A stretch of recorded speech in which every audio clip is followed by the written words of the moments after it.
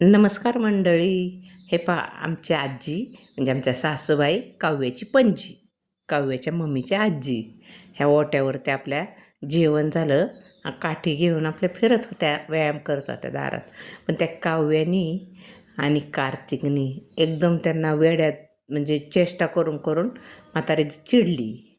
मग लागली काठी घेऊन मागं. पण अजिबातच ऐका ना. आता तर दोघं दोघं गेली बघा. ही कार्तिक तर इतका आगाव आहे. आजीचं सोंग आणतो, कशी चालती आणि आजीची चेष्टा करतो बघा कसं. तो आजीला पळ म्हणतोय मागं, पळ माझ्या.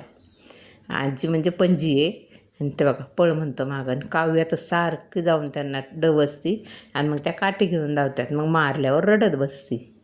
अशी ही काव्य आहे. लय काव्य आगाव. आणि त्या आजीचं आणि तिचं अजिबात पटत नाही. सारखं त्या आजीला हे करत राहते. मग आजी लागते काठी घेऊन मागं.